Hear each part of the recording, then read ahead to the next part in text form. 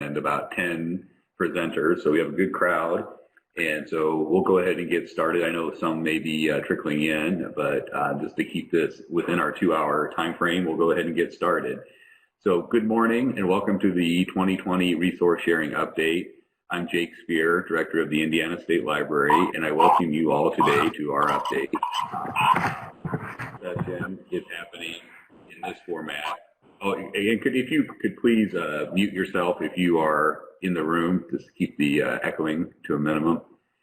Thank you. I'm Jake Spear, Director of the Indiana State Library, and I welcome you all today to our update. Today's session is happening in this format because we couldn't hold our traditional Discovery to Delivery conference as planned earlier this year due to the COVID-19 pandemic. Today's event will not fully replace D2D, but it will give the resource sharing community an update on some important developments and will allow us and our partner vendors to answer any questions or discussion points that you may have. It's been a really tough year for everyone, in many cases personally and professionally, and it's been heartening to see libraries in Indiana work diligently and creatively to serve patrons during a challenging time. The resource sharing community has really stepped up to continue services safely and effectively, and we should all take some pride in how we've responded in 2020. So thank you to everyone. Library users are better off for the work that you have done to serve them. Today's event will have updates on Inspire, Info Express, Search, Share, and a preview of a promising project called Project Reshare. Today's event is 2 hours long and it is being recorded and will be available next week. The Resource Sharing Committee and State Library staff have been instrumental in keeping resource sharing going in 2020 and in planning today's event. So I'd like to say thank you to them. And I would also like to introduce Nick Schenkel, Director of the West Lafayette Public Library, to say a few words. Nick is the chairman of the Resource Sharing Committee. Thank you, Jake, and good morning, everyone. Thank you for joining us today, our State Resource Sharing Update. As Jake mentioned, as you know, our State Library Resource Sharing Committee usually offers a statewide in-person resource sharing all-day workshop, most recently in Indianapolis, but we have traveled the state in the past few years. Today, because of the ramifications of COVID-19, we are offering this all-morning update to bring us together and walk us through the pandemic's effects on our communities and on our institutions. And as I want to echo Jake's thanks to everyone, to all of us who are making resource sharing continue in this very challenging time. We've had a couple of meetings in the midst of all of this, and it's very inspiring to see that resource sharing is still alive and very well across Indiana. Let me take just a few moments to thank our committee members and the State Library staff. These folks meet regularly, usually in person. Since March, we have, of course, been meeting online virtually, and they have been very active and very important in making resource sharing continue and certainly in making today's production happen. So I want to thank Michelle Bradley, Allison Lampley, Patty Lunsford, Mike Paxton, Robert Rothmeyer, Trista Rue, Alex Sarkeesian, Matthew Shaw, and Cheryl Wright, all from our libraries scattered across the great state of Indiana. And from the State Library, of course, Jake Spear, our leader, our state librarian, Nicole Brock, Stephanie Asbury, Kara Cleveland, Jennifer Clifton, and Lynn Floyd, Anna Gobin, and John Wecklook. Thank you to all of you. One final note before we hear from today's guest speakers. You'll notice that we have a mentorship program quiz on the, it's not a quiz, it's a poll on our screen. Please answer that. We've heard in the past that folks who are new to resource sharing in particular are sometimes very interested in getting more information than you can receive in a one-day presentation. And so we want to see if this will be an ongoing project that the committee can offer to many of us throughout the state. So if you have a moment, please indicate your interest, whether you'd like to be a mentee or a mentor. They're both very important and very necessary to what we are doing. Thanks again for joining us today. I'm glad to hand this over once again to Jake Spear and get our speakers rolling. Okay, thanks a lot, Nick. Thank you for all the work you do on the committee as well. You're really appreciated for that. So up next, we have Rick Ryback, who's the Academic Regional Sales Manager for EBSCO. And today, Rick will give us an overview of the EBSCO content on Inspire. So Rick, thank you for being here today, and I'll let you take the reins here. Thank you, Jake. I assume everyone can hear me, and my PowerPoint is just coming up now. So thank you, everyone, for having me here today. I thank Jake and the State Library, the state of Indiana, and all of you who are joining either from home or your offices as we kind of try to work through a new normal, which is going to be with us for a while. Yes, I am your academic regional sales manager, and basically that means I'm your field manager. We also have an in-house manager that many of you have known, Deborah LaPierre. There's also the public K-12 team, and your field person for that is David Lubin. I just mentioned his name because if we do have some questions today that are more pertain to the public and K-12 libraries, you can certainly ask me or pass them on to me, and I can pass them on to David, or you can reach out to David directly. So yes, I'm here to talk today about the Inspire package, which is new as of July 1, and there are some additions to that package. There's quite a lot of material to cover. This PowerPoint actually is 50 slides long. I will not be delving into detail on all 50 slides. The idea here is that this will be made available to you after today, and the detail is included so that you can refer back here and get more information if needed. To get started, so the package that you have through Inspire is quite extensive. The State Library has done a great job for you to provide these resources, and this year there's even more to talk about. This is both of these slides, this one and this one, is everything in the Inspire package. And what is in bold is either an upgrade or new. So that includes Academic Search Complete, which is an upgrade from what you had before, the Premier Edition. This is considerably larger selection of or content of journals included in there. Communications and Mass Media Complete is a new database. Then over on the right, you have a number of ebook subscriptions, high school, K-8, and public library collection. Those are all new, and all ebooks in our subscription collections are for unlimited use, so you don't have to worry about number of patrons using them simultaneously. Learning Express Library is a new platform in the Inspire package. Legal Information Reference Center is new. Mass Complete and Master File Complete are both upgrades from what you had before July 1.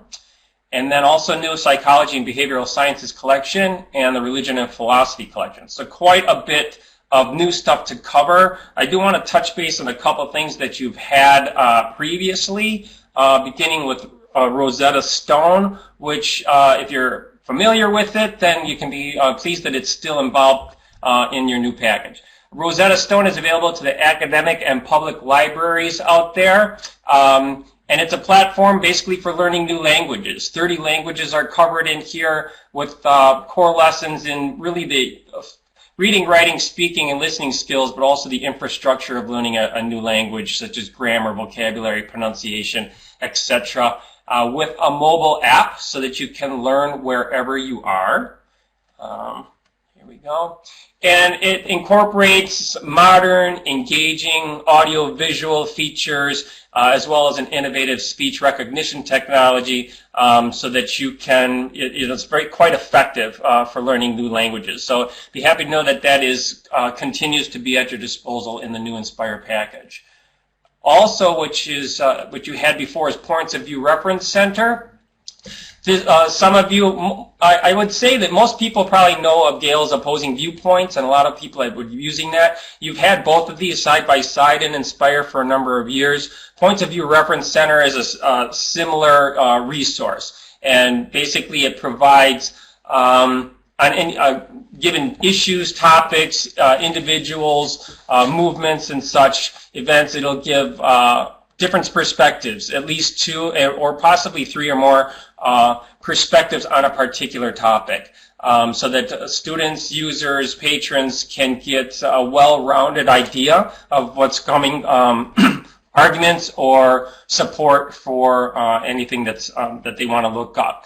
This slide gives you an example of how EBSCO is working to, has been working, excuse me, to really build up not only the breadth but also the quality and number of perspectives that we include in the journals, magazines, and content within our products. Going from left to right here, The Nation, The New Republic, Congressional Digest, and then jumping over to American Conservative. These magazines are unique to EBSCO products. To this product, and the National Review is available elsewhere, but that's something that we kind of pride ourselves on, are working very hard to give you much of the best that's available. Moving on now to the new stuff in the package. Academic Search Complete is, in a sense, the core of Inspire. This is a large package and considerably larger than Academic Search Premier is. It's nearing 10,000 aggregated journals that are included in Academic Search Complete, and as you can see here, what you've gained in the new resource. Active full-text, non-open access journals and magazines. You've went up from 2,400 to now over 3,700 of those.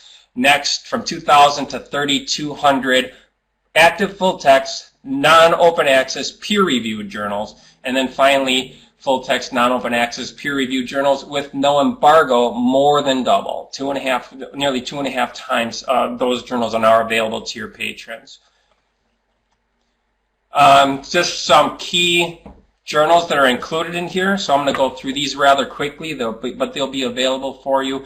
Title lists for this are available on EBSCO's web pages. And you'll notice there's some asterisks after some of these, and I think that the font is very light in this screen. You might not be able to read it, but these are journals that are unique to EBSCO products. So these would not have been available in the Gale products that you had before. Big database, a lot of pages on key journals. Next, EBSCO Communication and Mass Media Complete. This is new in Inspire. And Communication and Mass Media Complete is very robust. It's a robust communication studies database. It provides full text indexing and abstracts for many top communications journals covering related disciplines, including media studies, linguistics, rhetoric, and discourse. Oops, I keep pushing a arrow on my computer rather than the arrow on the thing. Sorry about this. So it's over 670 cover-to-cover journals are included in here with indexing and abstract coverage for about 200 that is selective coverage. More than 210 active full-text, non-open access journals and magazines. Actually, in this next screen, I think it's 216, of which the vast majority of them are peer-reviewed.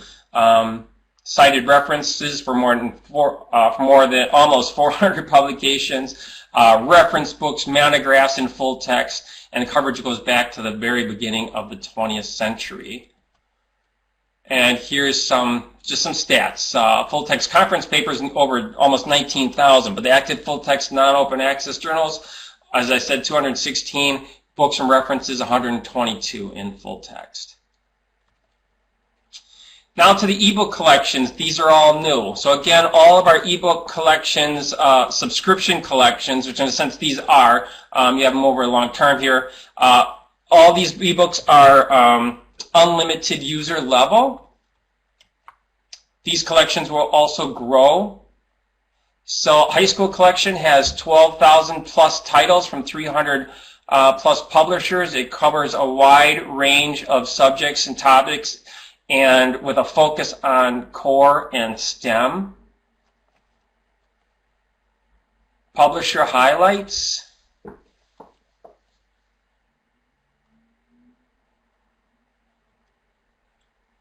And then Library of Congress classifications.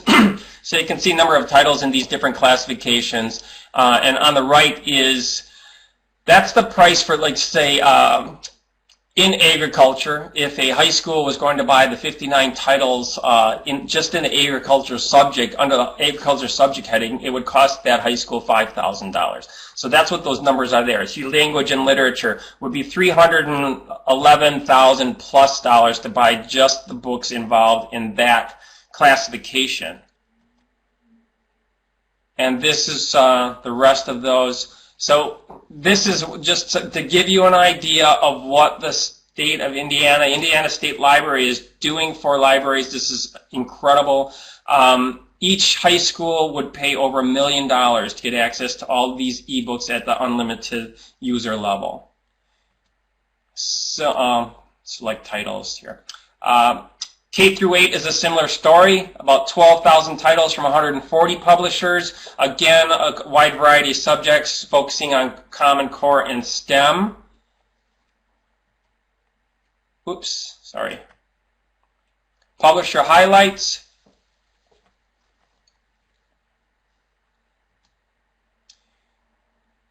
Classifications. And again, a look at those classifications, number of titles, and what it costs for the unlimited user ebooks that you're getting in there. So each K through 8 school would, they're getting over $400,000 worth of ebooks in this collection through the state. Larger still is the public library collection. This is 47,000 titles from 450 publishers across the gamut to cover your community's needs of coverage and publisher highlights, subject areas, and the same idea. So this is over almost $3.5 million worth of ebooks that the public libraries now have access to. Great resource, and thanks to the Indiana State Library for providing this. We appreciate all your business and all of the, I'm so pleased that you're all getting access to this stuff. Mr. Rogers, one of my favorite Americans. So Learning Express Library, moving on to this. Learning Express Library is a platform. It's organized to, with targeted learning centers, and I'll show you some screenshots of that. So it provides, it's designed to help library users, from students to professionals, to achieve their learning needs, whether it's educational, career-related goals, and like that. Again, with the arrows, there we go. So it offers a comprehensive selection of interactive online tutorials, practice tests, articles, ebooks, high-stakes test preparation, and the test prep is modeled after official tests. And we update all these things. The ebooks are proprietary, so EBSCO keeps these things up to date, keeps the tests up to date. For example, I think a couple years ago, the NCLEX, which is a nursing test, the NCLEX changed the format of the test itself. If you had purchased a book from that was a test prep book or an online access to test preparation for your users, basically you might have to wait till the next year for that to be updated. Whereas EBSCO can go in almost immediately and change our tests to these programs or through this platform to match what's out there in the field. The resources supports, hang on a second. The resource supports folks that are looking to improve core academic skills, pass the GED, prepare for college, join the military, obtain occupational certification, job seekers, career changers, folks that are interested in becoming U.S. citizens, and much more. There are a number of learning centers, and this is the view. All of these are consistent across the program. So a student that might start out in middle school or in primary school using this process, if they move on to high school, they move on to their professional life, they're going to know how to use it across the board. You can brand it to match your public library, your school, whatever it might be. I want to point out, if you see on the top, 3 from the left or 2 from the right, Job and Career Accelerator, that's part of this PowerPoint, but that particular Learning Center is an add-on, so that is not included in Inspire at this time.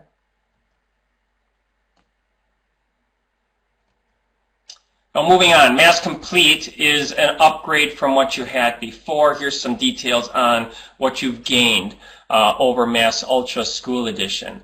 Popular high school magazines up to 552, reference books up to 218, biographies up to 106,000, and the same Associated Press videos and other visuals are incorporated into Mass Complete. Master File Complete, again some stats, large collection of full-text magazines, reference books, more than 2,300 full-text magazines and periodicals, over 350 reference books, 55,000 primary source documents, all in full text, nearly 2 million visuals, 75,000 videos from the Associated Press. Psychology and Behavioral Science Collection, we're kind of rolling through to the end here, is more of the same. 320 active full text, and the vast majority of those are available in PDF. Religion and Philosophy Collection, brand new, 200 full text journals and magazines, and most of those, over 75% of those, are peer reviewed, full text since 1911. And Legal Information and Reference Center, over 310 full-text publications and reference books with legal forms from federal, state, categorized by U.S. state, and the interface has been updated so that it's, this can be intimidating material, so it's user-friendly, easy to find what you're looking for. So that, I guess this is an interactive slide. That is an overview of everything new. Again, there's quite a lot available in this collection now, and plus EBSCO has over 400 products and services that I deal with. So needless to say, I'm not an expert on all of them. We can open it to questions. I'm not sure how we're going to handle the questions through the chat, or if somebody's going to moderate that for me. But if there's a question I can't answer, say if it's something that pertains specifically to public or K-12, certainly you can send them to me or reach out to your EBSCO representative. Either way, we will get back to you with an answer if I can't provide it today, soon, either later today or next week. So, questions?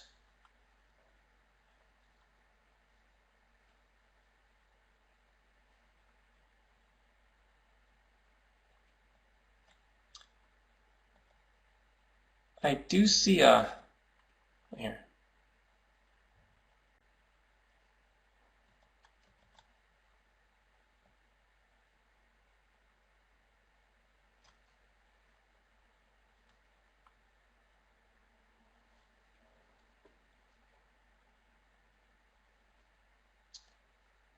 I'm not seeing or hearing any questions. Is somebody that's moderating got a handle on anything like that? And if not, again, feel free to reach out to me. Again, I'm sorry, I did not include my contact information on this PowerPoint. I apologize for that. My email address is rrybak@ebsco.com. That's rrybak@ebsco.com. If you want to call me directly, feel free. Number's 312-217-5431. David Lubin, the Public and K-12 field representative, his email is dlubin@ebsco.com. That's DLUBIN@ebsco.com. Okay, I believe that would do it. Thank you, everybody. I appreciate your time. I see Jen Clifton put our email addresses. Correction, Jen, that's Lubin, L-U-B as in boy, I-N. There's a few, thank you, Rick, for that presentation. There's a few attendees that are typing. We'll wait and to see if there's any questions. Looks like a few of them are just asking us. So, but thank you very much for being here today. I appreciate it, and thank you. I see David Lubin's email address is corrected. Thank you, Jake. Appreciate the opportunity, and good luck with the rest of your day. Take care, everybody. Be safe.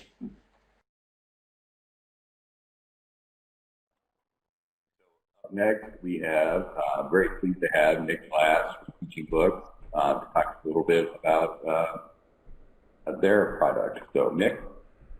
Good morning, everybody. Can you hear me okay? I'm just going to look at the chat box and see if it's working. And can you see my screen? Yeah. For those that do presentations, I've done them before without one of those not working, and it just doesn't quite do the trick. So thank you for the confirmations. And top of the morning to you. I'm welcome to in the Bay Area of California. So it's looks like a day with some more ash and smoke, unfortunately, on top of all the other things. But I wish all of you the very best during this time. I know, as others have referenced, it's quite a year. And it's really extraordinary the way people are stepping up to support each other. And I think that is just amazing. And the importance of sharing these resources with our communities kind of is very important. And I appreciate all of you taking the time today to learn more about the great resources that are available to everybody in Indiana. And I'm very honored that Teaching Books is an Inspire resource. And the goal today is to introduce our new public library interface called Book Connections. It's to show you a few things about Book Connections and Teaching Books that have changed, and to make sure you know how to set up. Is it hard to hear? How's that?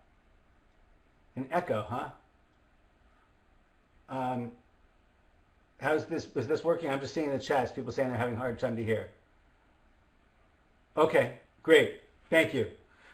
So the goals today are to make sure you know about these resources, how to set them up in your libraries in case you don't have, for example, the latest Book Connections, and to show you the latest on these resources. I also was really inspired during the EBSCO presentation about the ebooks, and it looks like there might be some overlap there depending on the titles, but there are a number of the publishers that they work with for which Teaching Books and Book Connections have resources for you. So let me show you a few things. Again, my name is Nick Glass, and the Book Connections is just a new interface of the same children's and young adult resources that we have on Teaching Books. And the entire goal of these resources is if every single person in your community could have insights and connections to whatever book they're reading. Teaching Books and Book Connections are not ebook platforms.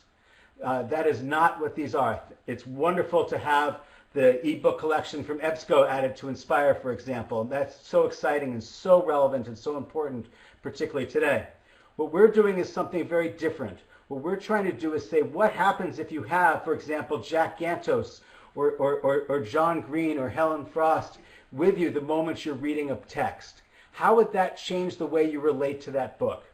And how can you immediately share those materials with all of your readers?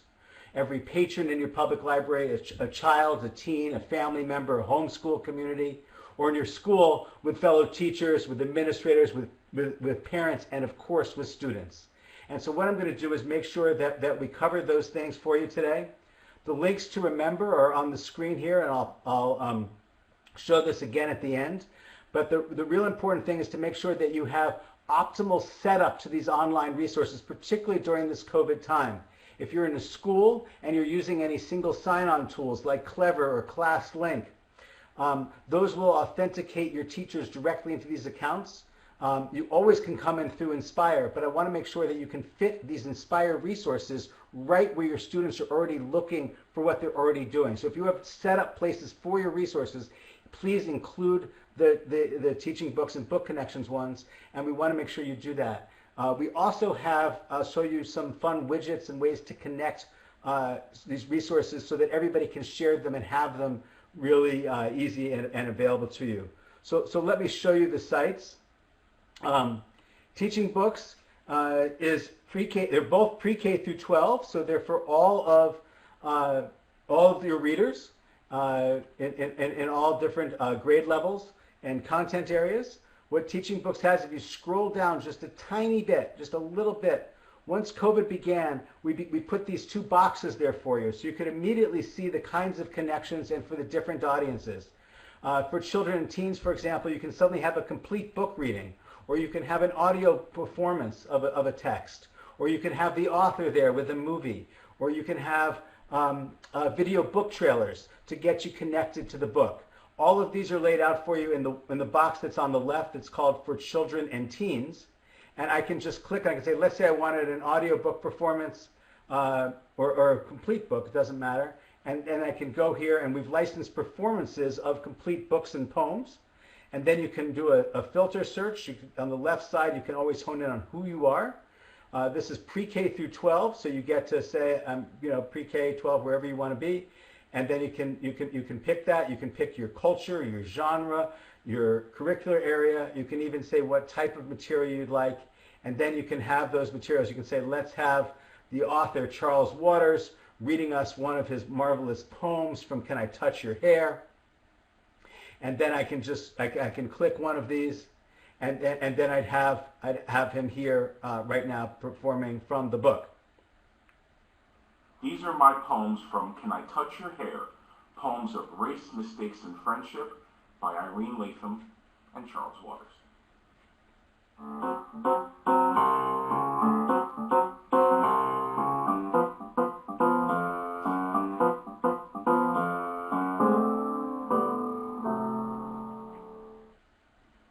I'm sitting next to Irene in class, and everyone's working on the poem project. It's as quiet as a rock, except for the constant shushing being sent in our direction. Classmates are staring, giving us the evil eye.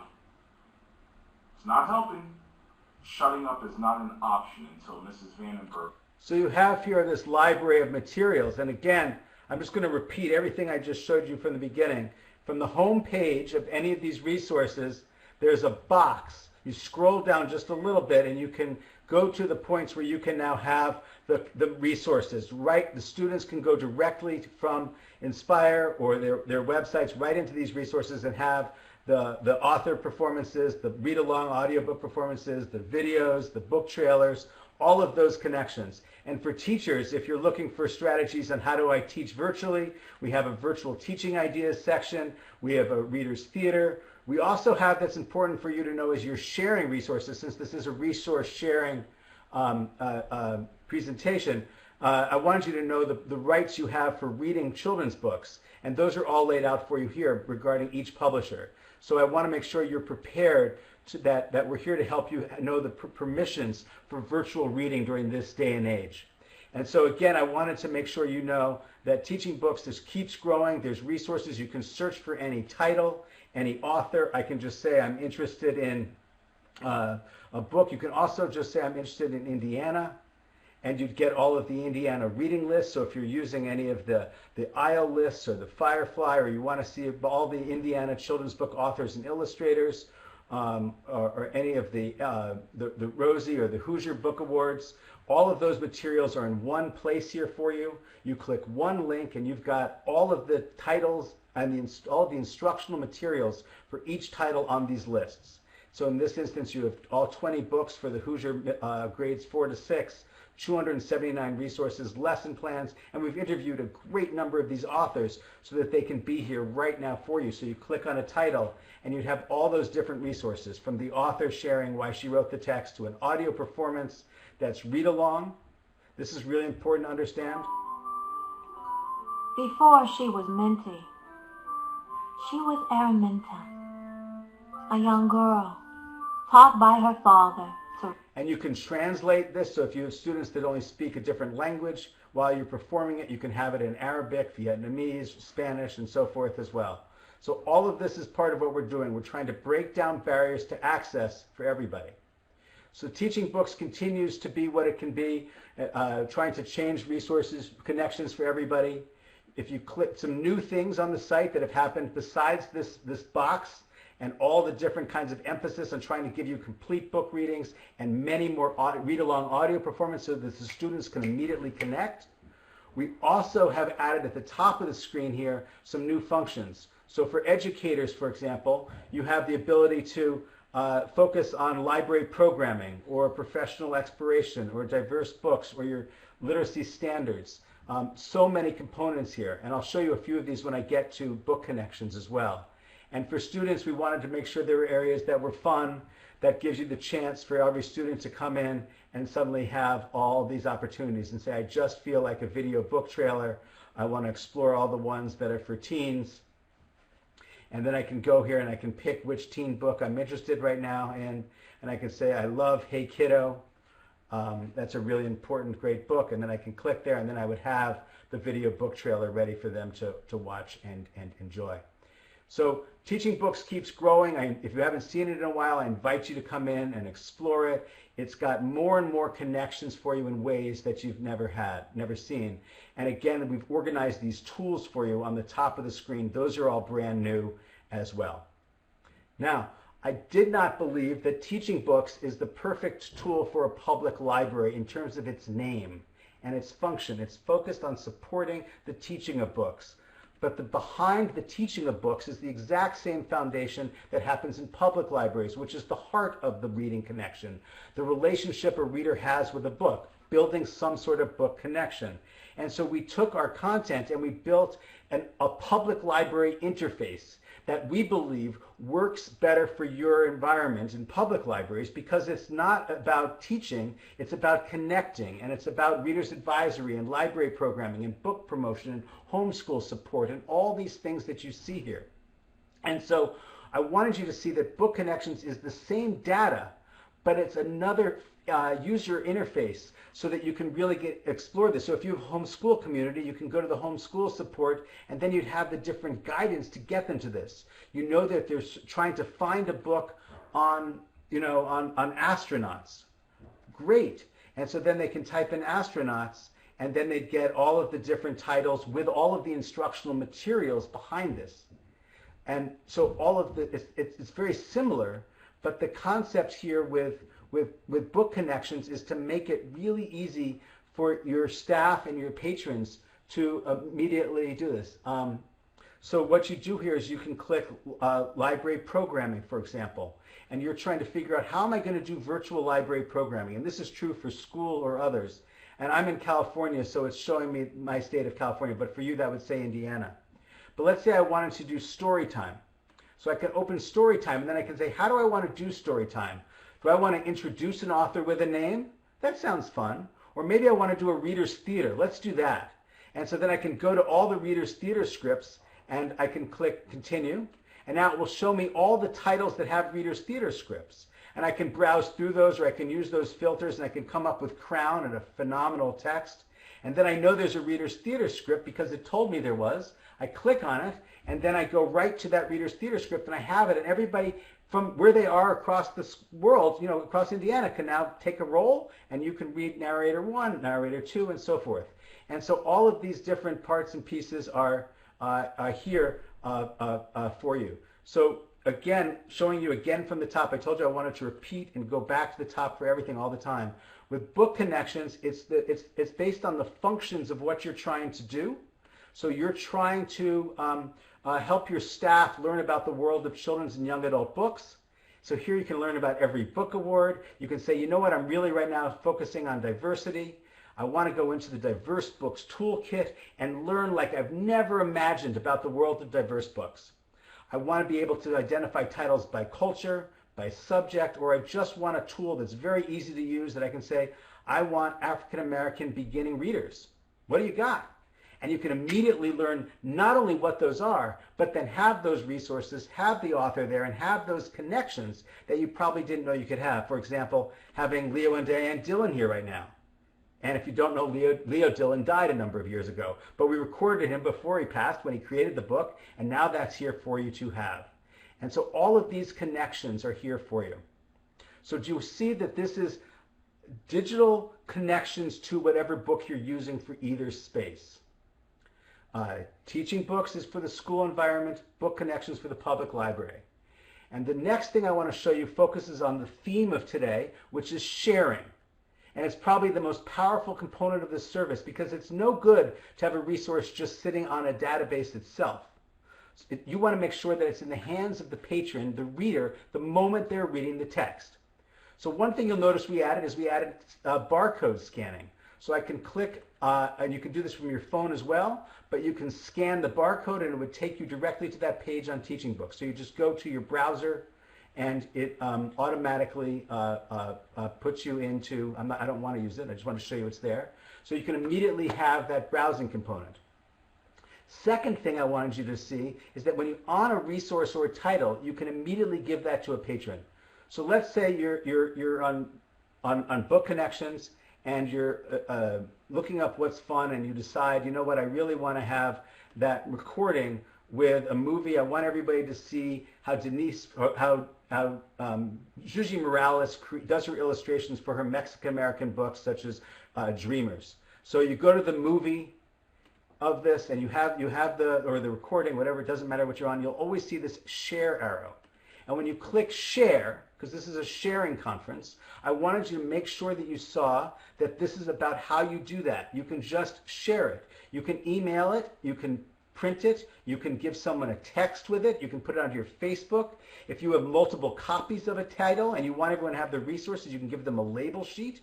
If you're in your library and you want to have little shelf talkers, back when you get people back into your libraries, we've even built little shelf talkers that you can put around your library, and as with everything else, you can translate it into, there are 109 different languages here, so I can just pick, Amharic, and now suddenly I'm going to have that flyer in my library for those people. So the sharing is absolutely everything.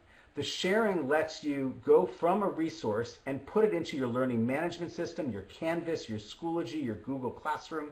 It lets you give bookmarks and flyers to people. It lets you set up promotional tools. You can text it, email it. All of this is very easy and powerful. So everything comes down to sharing, which is why I really am delighted to be at a resource sharing conference. So it's not just sharing with you the existence of these, but helping you know how to take them back to your folks. So before I get to the question component, there's one last piece that I want to make sure I'm covering, which is the setup component. Every single school and public library in Indiana has access to these materials through Inspire. And that gives you the rights to put them on your library web pages in the tools that your patrons are using. And so it's really important to know that everybody can go and look up who you are. If you're, at a public library, I can type that in there and I can begin to type in, I'm from Noble County, and then you'd see yourself there, and then we need this information so we can best set you up. And then what we'll do is we'll send you the code, and there's embed code for all of these materials. And so I'll send this out. I'll make sure that you guys have this, but it's all just teachingbooks.net/embed or Book Connections embed, but then you get the opportunity to have codes. You can immediately set up the buttons. It has access. All you have to do is take the HTML code and make it really easy for you. And we even have widgets that you can put on your websites. I'll show you that on Book Connections because they're similar but the same, right? We want to make sure that the audience you're serving has what's best for them. So if you wanted 2 books a day on your public library or school webpage, or you wanted a library calendar, a literary calendar, you have all those materials. And so Book Connections and Teaching Books are here to enrich the literacy connections to the books you're using. You can go there and you can just say, what do you have for Indiana? So I can go to the top of the screen here and go to Indiana, and then I can find all those materials. I can look up a title. I can look up anything you want, but you're going to have those materials. And so Teaching Books and Book Connections are here for you. The final thing is to show you the slide while I answer any questions. These are the links and the details that I want to make sure you have. So what questions can I answer for anybody? Let's see. So Book Connections, I've been working with someone at the State Library trying to get that set up and also to get the resources set up under the different categories of databases. There's been a lot of work on there's one amazing person that manages that part, but she's been very busy on an evergreen project, she told me the other day. And so, but we will get these connections, Book Connections out there as well. But really, if you just send us the setup information, if someone at your library sends up that form, then we'll reply and get you all the parts and pieces. And this is for your schools. If you're in a school that's using Clever, ClassLink, those single sign-ons, they're magical. But these are the links and my contact information with any questions. One thing I wanted to point out that was so exciting that I saw with the ebook presentation from EBSCO is if you're using books by Learner and Orca and Saddleback, we have resources for many of those texts. And so I think you can even search by publisher. I don't remember if that's part of our advanced search. I know we've talked about it, but advanced search is very powerful and it has many functions. And I think I can go down here and search by, no, I can't, it's not up yet. It's something we've been building, but publishers are ridiculously complex terms. But I think I can type in a term. I can do publisher here, and I can say, I want Learner, because you guys saw that Learner is one of the ebook tools you have. I hit submit, and now for these 2,425 titles that are published by Learner, we have instructional materials to help you so that when you're reading No Crystal Stair or any of these books that are on your list, then you have those connections. So you can search by publisher. Again, what I did was I went to advanced search and I dropped down the first box that said book title at first. I went to publisher or imprint, and then I can type in Orca, another publisher we work with because they do trade books, and then you're going to have the Orca titles. And so for each of those, if you have the ebooks, you just hit gold. You have the actual book that EBSCO is providing, and Teaching Books is bringing that book to life and adding a level that you couldn't have otherwise. And I didn't know about that connection until I had the pleasure of hearing Rick speak this morning. What else can I answer for you all?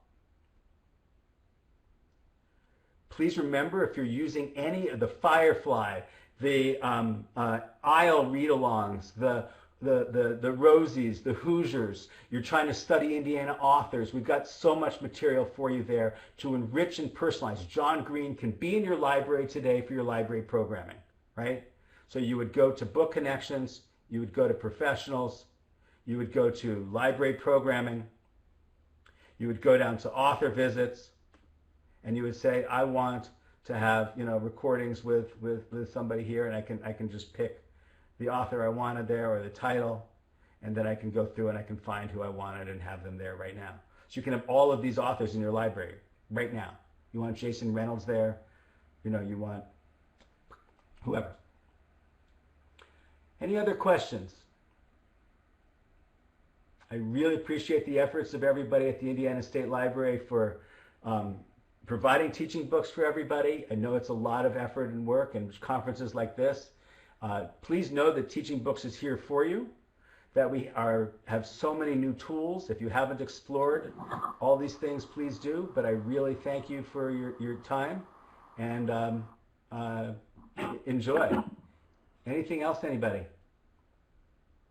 Thank you, Nick. I really appreciate it. Let's see if there's any other questions, but I think you covered it really well, and really appreciate being a partner with you on Inspire.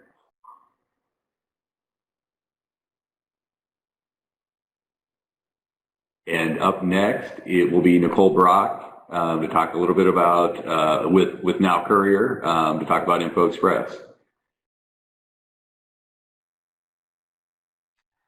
Hi, everybody. I've got the Info Express portion of the update, and I'm going to be joined a little bit later on by Dane, Kyle, and Chris from Now Courier, who are our partners in providing courier service to about 350 Indiana libraries. I'm assuming you guys can all hear me because no one's saying that they can't. It's been a little while since I talked. That makes me nervous. Awesome. So when I was thinking about what to put together for this presentation, I was kind of feeling a little bit like this kid. There's been a lot of stuff going on with Info Express this year. There's a lot of moving parts and things to try to figure out. I'm sure all of you feel a little bit like this. I'm not planning on detailing every little thing that has happened, but I did think maybe putting a timeline and context would help just kind of overview what we've been doing. So back in the beginning of March, I started getting some phone calls about what's the state library and the courier going to do about this new coronavirus that we're all hearing about. And about a week or so later, libraries started submitting some closing. And then we were sending out an update about what to do if you did need to close in order to turn off your courier service, turn off your interlibrary loan, etc. What we thought, might be a couple. And then over the course of the next week, about 3/4 of our libraries suspended their service. And my day looked a little bit crazy. I realized this morning that my poor little frantic typing cat, you can't actually see him, but imagine him frantically typing his paws on the computer. That's kind of what I was doing for that week, trying to shut everybody off and just make sure that our communication was happening with Now Courier. Hey, Nicole, I'm sorry. You could please just make sure you're close to your mic. Your sound's kind of going in and out a little bit, but for the most part, we can hear you. But sorry, I didn't I'll mean to interrupt. talk a little bit louder too. Yeah, I just noticed that. I'm wearing a different headset than normal, so hopefully it's following me. All right.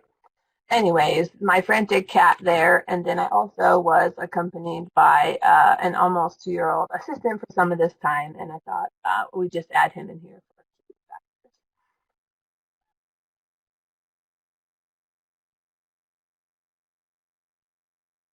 Okay, and so then on the 24th, we had a statewide stay-at-home order that went into effect, and that's when we decided to suspend service statewide because there were very few libraries still hanging around anyway, and it just was better to just shut that down temporarily. And then we were quiet for a few months, and by May 11th, we were able to restore service for libraries that did want that back. And getting libraries up and running has been a little bit more of a gradual process and not quite as crazy. We are now at about 93% of the libraries having resumed their Info Express service, which is really good. About 98% of the libraries that were participating last year have renewed for this current service year. So there's a little bit of a gap between people who have renewed and people who are back online, and hopefully those will be able to come back on soon. If you are one of the libraries that has not resumed your service yet, keep in mind that we are operating under the assumption that you're not ready to do that unless you specifically tell us otherwise. So if you've been wondering why nobody is coming, just reach out to me and we can get you set back up. And then in terms of parcel volume, it's no surprise that we are down from the previous year, given that there were 0 parcels circulated in April and fewer than normal every month since February. Without the pandemic, though, we probably would have continued our trend of increasing parcel volume, because if you look at just July through February of the last 2 fiscal years, there would have been a 7% increase during those time periods. So that's just kind of interesting to think about what might have been. And then we know that courier service looks a little bit different mid-pandemic. Many of you are aware of the changes that we've made, but I just wanted to touch on those briefly as well. We had to get creative about how to use the portal to help us manage library statuses. So our developers saved the day with the ability to temporarily suspend service. This is separate from the days unavailable and used to indicate whether your library can accept parcels or not. As we look toward an uncertain fall and winter, keep in mind that this tool is available should you need to close again. I'm still seeing the issues with the audio here, and the only thing I can try to do is take off this headset, but that might make it worse because my head moves around.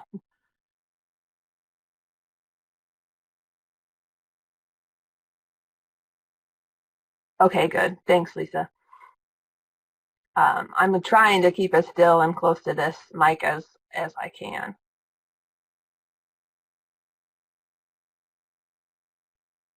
All right, and then when we reopened, we requested that all libraries on Info Express be willing to accept returns from patrons who had been displaced from their campus by shutdowns and school closings. And so we appreciate all of you who have been able to help get those materials home.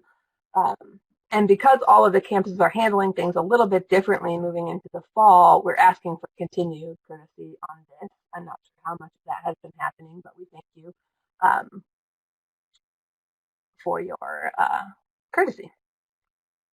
And then now Courier has instituted a no contact proof of delivery process, and many libraries have changed where and how their actual exchange of parcels occurs in order to help with contact. And now we'll talk a little bit more about their end in a few minutes. We've all had to get used to wearing masks in public spaces, and our policy and now Courier's policy was for drivers to wear a mask when entering library facilities even before the statewide mandate went into effect. And I anticipate that this will be the expectation and the norm for a while yet. If you have been experiencing any issues with this, please do let us know that so that we can make sure that we work with now Courier and those drivers to ensure that everyone is safe and comfortable with those protocols. And then because of quarantines and some delays that we've had with the courier service, we also recommend extending the due dates for interlibrary loan items and being generous with renewals whenever you can. If you've not already adjusted your policies or settings to do this, your colleagues in interlibrary loan would really appreciate that. And then the other question that I've most often been getting over the last couple of months is, are we still recommending the same quarantine time? And you might recall that in the lead up to resuming service, we recommended a 72-hour quarantine as the safest option, both for staff and library materials, where there is a concern about possible transmission via bags and materials. The CDC still does not consider library materials to be a source of spread for COVID-19, but when we want to err on the safer side, quarantine is still the best option. We don't want libraries using other methods like disinfecting sprays, wipes, heat, UV, other things that might damage other libraries' items. So most of you have probably been following the Realm Project's testing of library materials and noting that some of those more recent tests are showing a longer viability on items, especially when they're stacked. Realm has not offered any recommendations regarding an ideal quarantine length. So our assessment is that for now, for most library materials, that 72-hour quarantine is still likely sufficient. It also follows a few days in transit where the items are not touched because they're inside a bag or a box. But we encourage you to review those results for yourself and determine what makes sense for your library and community. We did have a poll, Lisa, if you want to put that up. I thought it might be helpful just for those of us on the call to see what other Indiana libraries are doing, so you can make sure that you're kind of following the crowd if that's what you want to do. We'll leave that open for a minute or so to get our answers.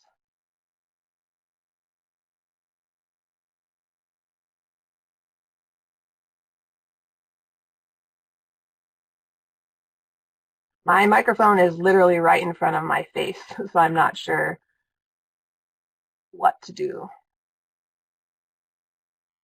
I could see if I could turn Try up the from the volume. drop-down menu, choose the adjust your volume. I put it in the chat pod what to do.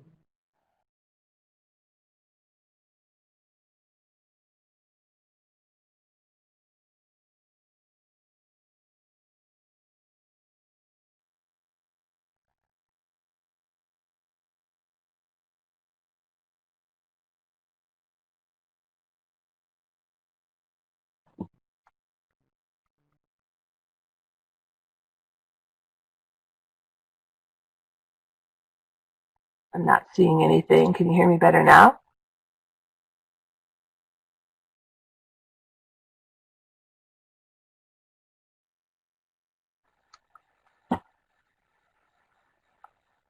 Okay, great. Yes, I did change the volume.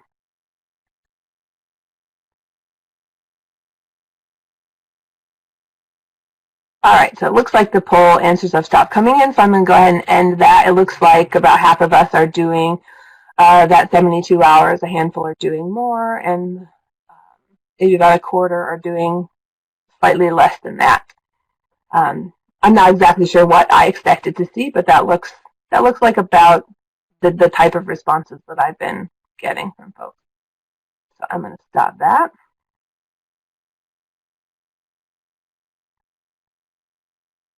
And then I want to touch on just a couple more points of improvements that we've been making to InfoExpress. Our partners from now will discuss this further when they come on in just a couple of minutes.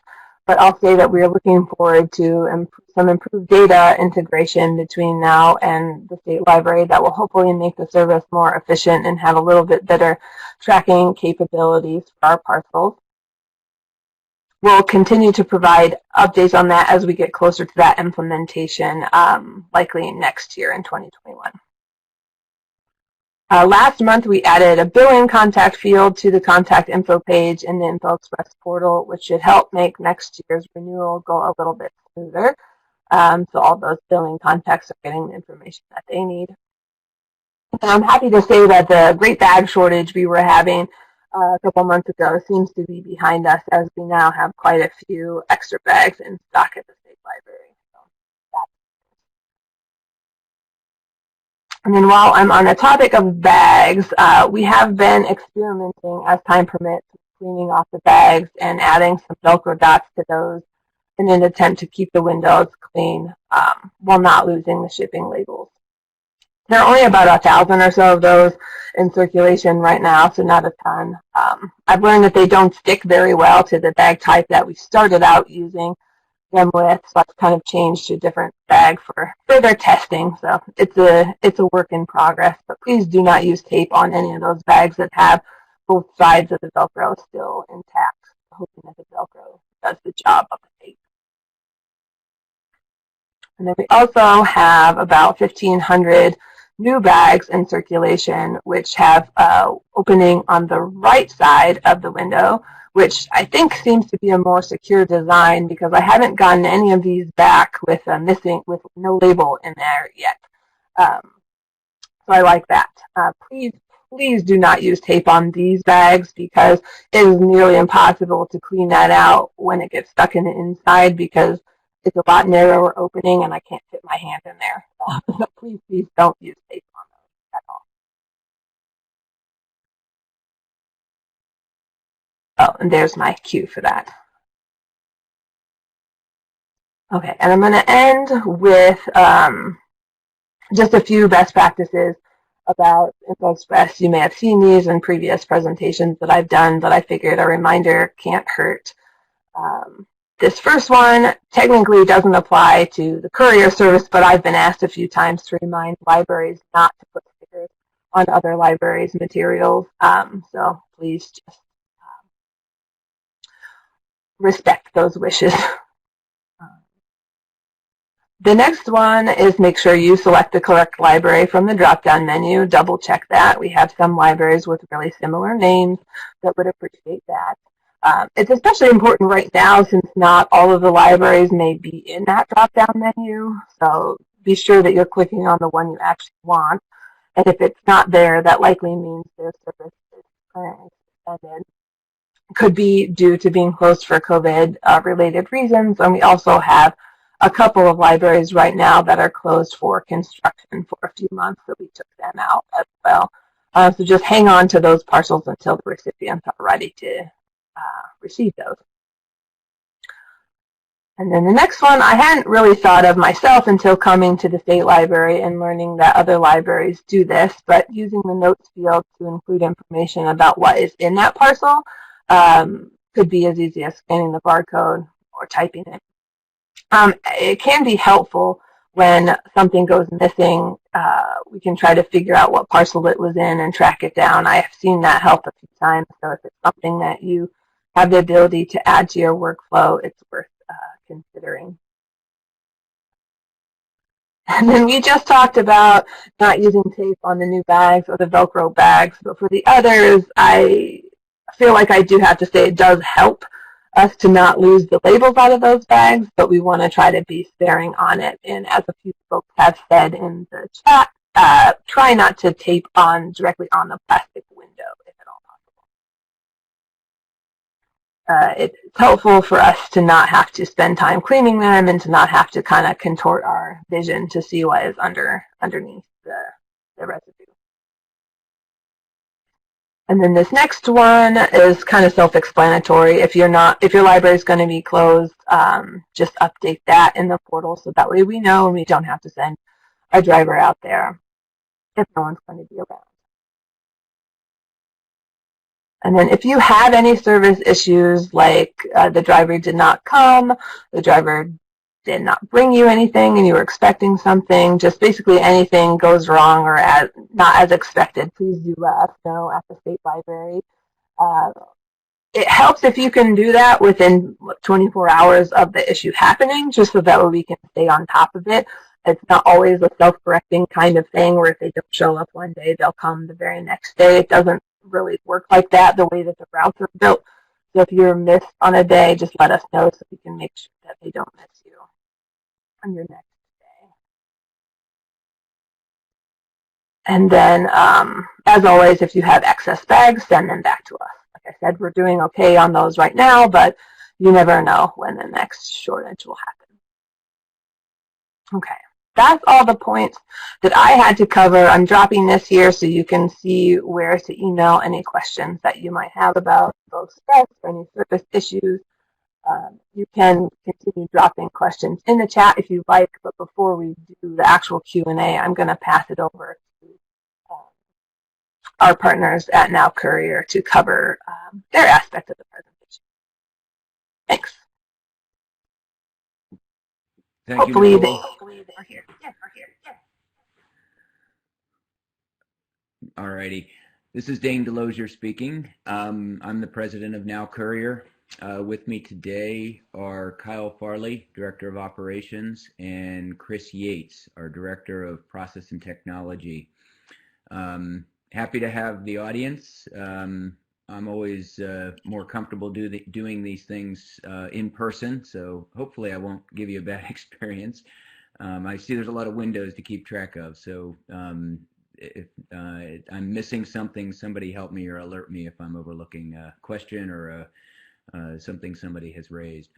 Anyways, we're glad to be here today. I think it's important to say that we recognize that this is a partnership. Obviously, this is also how organizations come together to offer new and enhanced value. We bring what we bring in terms of our skill set, and in how those Legos fit together, it results in something that's productive for the people that it serves. So one of the things that I did when we were invited into this event was thought about what was most relevant that we needed to transmit and communicate. So just to give you an idea of where we're heading, we'll talk a little bit about our mission, which is your mission or our role in your mission. Events since March. Nicole's touched upon that a little bit. I'll tell you more specifically how it impacted us specifically as a company, today's status, and then Nicole also alluded to it, that together we're investing in systems and digital strategy that also should bring some enhanced features to our service model in the future. And then finally, we'll kick it open to any questions. Probably the most productive way to do that is just post those in the chat pod, and I'll keep my eyeballs looking over there and try to answer whatever questions you have.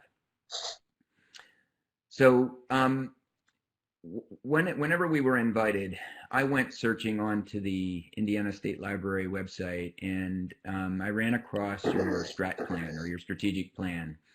And there's a lot in there. It was really neat to be able to find that as a public organization, but it really resonated in a couple of ways. So those are the verbatim words right from your strat plan. And to fill your mission, these are the things that you said were important. Well, as I go down through them, There's obviously some that really resonate for us or that we ought to be linking to, and understanding is our part of that mission. So just to touch upon those key ones, I've highlighted them in blue, but I'm not going to read them to you, but I'm going to share with you that, we are very focused on customer service today. We are a service organization. We know that it's a big network of service providers that we manage in terms of the drivers. We are implementing strategies to enhance that, to be more aware of what's going on with those drivers, more actively and proactively managing them. The intent is really to use a variety of resources and technologies to generate value. So that's very much overlaying that second blue point that you're looking at. We're implementing quality controls into the business, particularly of the last, I'll say, several folks that we've hired specifically, including Kyle and Chris. These folks are strong operating managers. They come from a background of process improvement and continuous improvement, and quite a few of them that we've hired lately in the business also have Lean Six Sigma background. So if anybody's familiar with that, that's just a paradigm that we use to impact our own organization every day, getting a little bit better until we ultimately are offering an advantage to the next nearest alternative. And that's sort of our pursuit of excellence, and hopefully you're going to be experiencing more of that every day that goes by.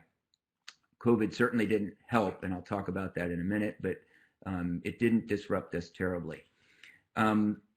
And then also, I think just really pointing out that, we know directly how we impact the Indiana State Library System service.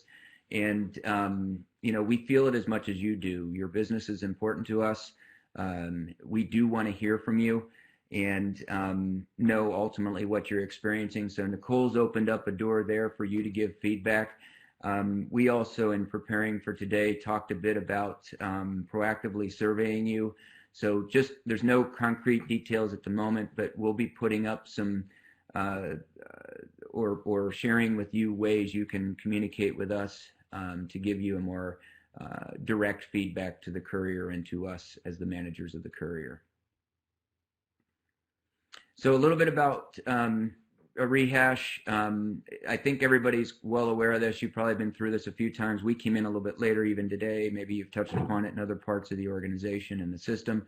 But we at Now Courier, obviously we're hit at the same time. We ended up tearing down routes. And as any of you who work directly with our couriers know, there's a lot of things that go into that. Every location we visit has different expectations. There's different doors we go into. There's different interactions that happen. And when we tear down the routes, we risk disrupting that. So coming back online always generates concern, especially when we have something that's routine and expected to happen at a certain time, at a certain day, and in a certain way. We had to tear those down just to preserve cash within the business, like any business out there. And we were very quick to react in sending people home. Ironically, even though we saw a dip in our business, our teams largely held very reasonable quality standards in delivery and reliability. And I'm really proud of them for achieving that, given all the circumstances they were managing. So anyways, we came up into May. We started to see a bit of a slow return. I just double check, make sure I'm not, is everybody seeing and hearing me okay?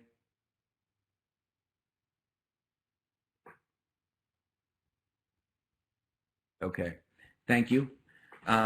Great, thank you. So things started to return in May.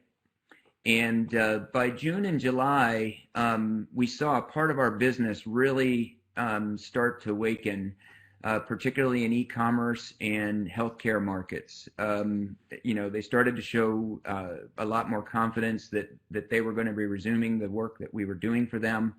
And it was starting to be felt that we were on our road to recovery here. By August, e-commerce and healthcare exceeded normal demand patterns, and our business is busy now. And you are largely, as Nicole shared with you with her statistics, at 93% back to normal or fully utilized the way we had been operating pre-COVID. And we're still managing an ever-changing environment, as you can imagine, in the those two realms particularly. So we aren't using the same assets for your work routinely. Every now and then we will, just to flex capacity, but by and large, I think we're pulling it off every day. And if we're not, of course, we're open to hearing that feedback. But and then in September, so when we tore down our activities and started to preserve cash, that was in every way. That was in investing in the future. We just needed to hunker down and make sure that we were able to keep the lifeblood flowing and everything vibrant in the business. So we had a little bit of a delay in some of the implementation of our technology, and that roadmap that we were following had a little detour. So by the time we hit September, we by and large were fully utilized. We're back in the game and very much back focused on implementing our technology roadmap. And Chris is going to talk a little bit about that with you. So for right now, I'm going to turn this over to Kyle. He's going to talk to you about today's status and the current protocols. Thank you for the opportunity to share with you today.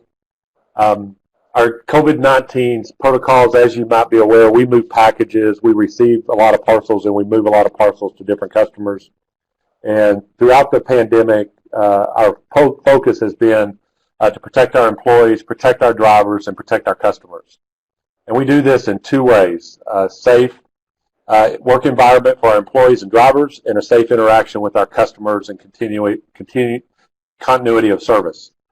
Our facility protocols include that we've limited our facilities only essential drivers and workers that work in our warehouse, and to support that, we limit potential contact between employees. And the remainder of our staff is now working remotely. Offsite, our dispatchers and all of our routing and support people are offsite. We have implemented strict facility entry requirements. We limit visitors, we limit entry into the facility, and we check entry to make sure that they do not have any symptoms and that they meet the CDC protocols for entering the facility. We have employee and driver testing protocols should we have any issues with potential cases of COVID-19. And we also have employee and driver return to work processes. After a positive test, they have to follow the CDC guidelines for returning into the facility. As far as tote cleaning, whenever they're returned, we've implemented cleaning of the totes when they're returned to Now Courier. So every tote that's returned is cleaned. And the other thing Nicole touched on earlier, our driver protocols. We have instructed drivers to wear masks when delivering to libraries. If you have an issue, please let us know and we will follow up with the driver, but they should be wearing masks at all times when they're entering facilities. Social distancing, no contact signature capture on delivery confirmations. And we've implemented that gloves are at the discretion of the driver because of the potential of safety issues when they handle the totes. If you have any issues, feel free to let Nicole know and we will immediately follow up with drivers. We do thank you for the opportunity to serve you. And just let us know if there's anything we can do to serve you better. Very good. Chris is going to talk a little bit about our technology roadmap. Thanks, Dane. Thanks, Kyle. I'm excited to report that we've invested in a new delivery dispatch platform. That actually caused us to push pause on doing a deeper integration with the Indiana State Library early this year before COVID-19 hit, because we didn't want to create a deeper integration with an old platform and then have to redo that work on our side and on your side. So we're going to wait until after and put that onto our roadmap. So I just kind of wanted to walk you through what that deeper integration looks like, and just kind of give you guys a sense for what we've done to gain some confidence that we're moving in the right direction. So in Q2 this year, we did a proof of concept with a statewide model that has very similar characteristics to the Indiana State Library group of routes. And we proved out on this new system that we could accomplish everything that we have hoped to accomplish and move ourselves from a platform that is literally 20 plus years old into a very new architecture that is based on mobile first, mobile friendly, and it has integration as a high point in its platform architecture from the jump. What that does for us, I'll talk about it in a little bit, but we also, and then in Q3, as we paused and prepared for the changes that we all dealt with throughout COVID-19, we started to stage internal resources to work this plan and take this implementation out to its outcome, which is going to run us through Q1 of next year. With Indiana State Library routes, it is going to hit our third phase of the project. We're taking on kind of the simpler use cases, and we're moving through to the more complicated use cases. So that puts your timing out a bit. But in Q4, which we're coming into right now, we're going to start working with testing our integration and our ability to integrate with your technology systems. What that means for Q1 2021 and going forward is we're going to have a deeper visibility into where are your deliveries in the process. Where are they from the point of that it's being shipped out to, how far along the progress is it to your destination. And also we're going to have the ability to tie our systems together in a way where you don't have to signal, but we will know whether or not we have pickups and deliveries. So if we're never gonna run a route that's inefficient for either of our sides of the partnership. So I'm excited about this advancement and excited to work together with you guys going forward.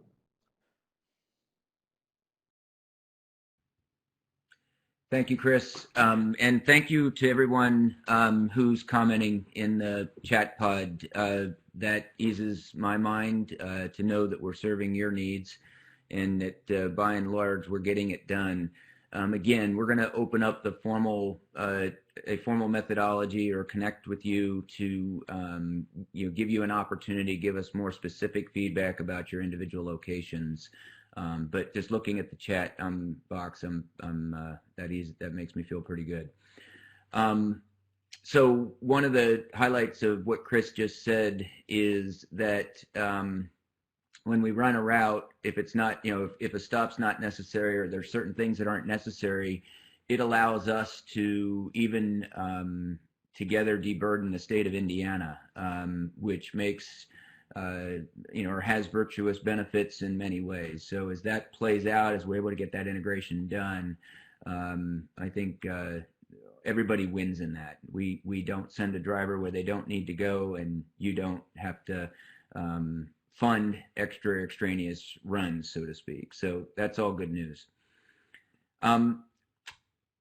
So that was all we had for today. Absolutely, to take any questions, I'll kind of keep my eyeballs over here on the chat pod. Is there anything directly that we can answer today that's on your mind?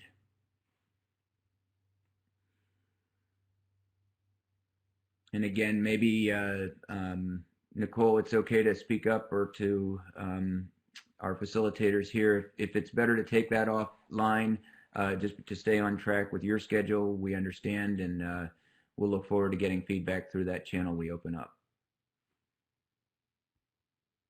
I think we're okay to see if people are typing. Okay. In COVID, let me see here once. Are we still looking for approximately 6 days items for in transit? Kyle, do you have thoughts on that? Here's the question. In COVID, we're still looking at approximately 6 days for items to transit? Question mark there. So is that sounding about right? It is based on the support and pickup from one library and then the delivery of the next day. We will deliver the next day to the library that's receiving. We're operating where every day we are caught up on sorts, and we are sorting today's receipts into the routes at the end of the day. So there should not be a delay.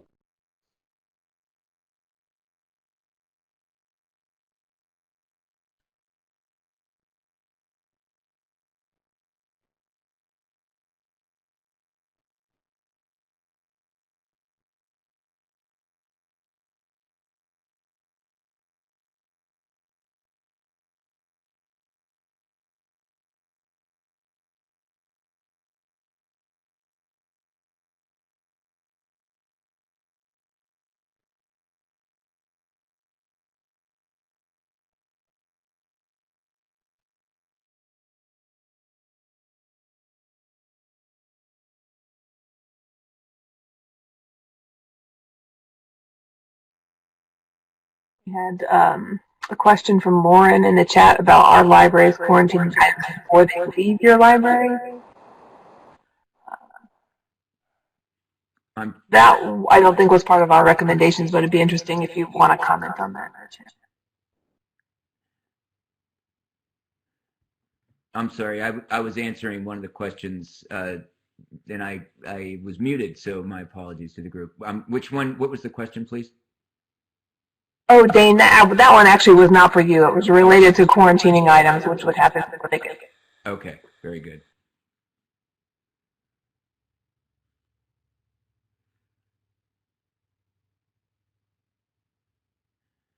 When I was muted, I was trying to answer Todd, who had observed that, added a little comment that he indicated it seems like things are a little slower post-COVID than pre-COVID. And that could still be the case in some parts of the network. For the most part, that's getting much back to normal. But when we tore down the routes and we did lose some drivers in all this, by the way. They either had to go on and find work elsewhere or got reallocated to other work. So there is some, management of resources there. What we're doing to try to make that better is we've actually partnered with an additional recruiting group that is more actively delivering more drivers to us, which in time here soon will probably return everything back to normal. When we have a good pool of drivers, we have little difficulty getting you the service in the time you're expecting.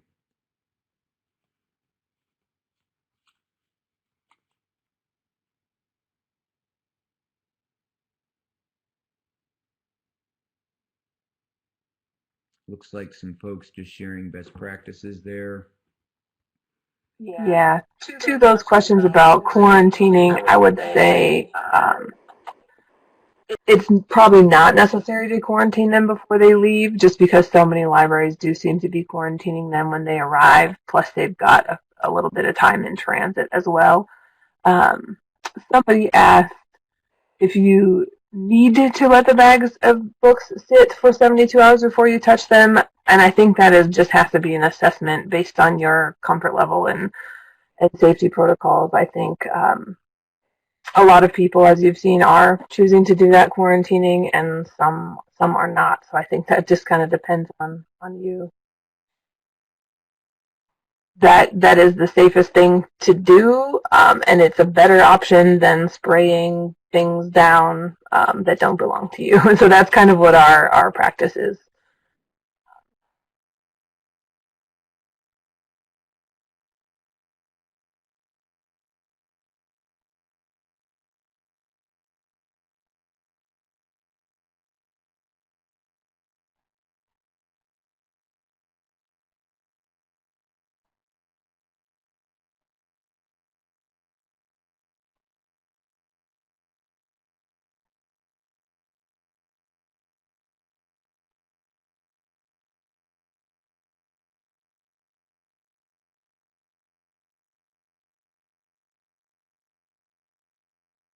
All right. Do you guys have any more questions for our friends over at Now Courier while they're still on the line? If not, we can move on to our next presenter.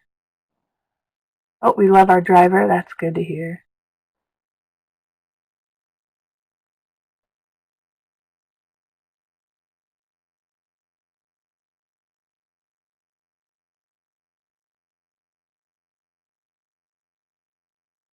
Okay. I'll give you a yay as well.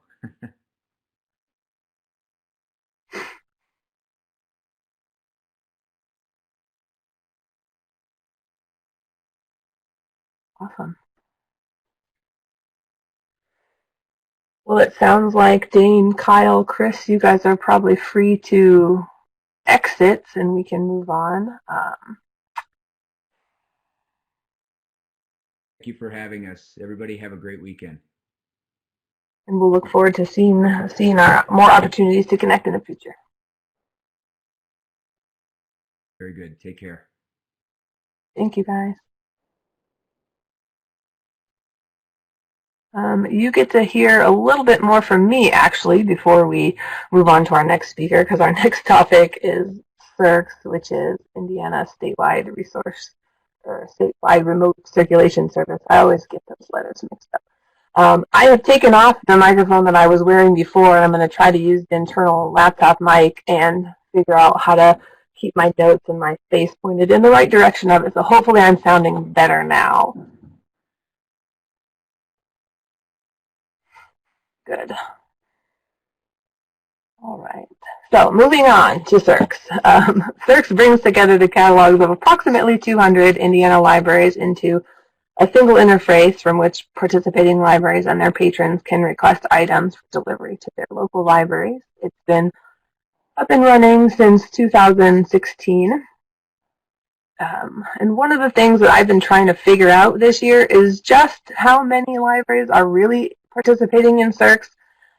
Because when I got here, we had a list of about 237 libraries that were participating or had been set up in CIRCS. I figured out since then that about 9 of them have closed all the Harrison College locations, and then 20 opted out of using CIRCS after the original setup for one reason or another. So that left about 208 libraries.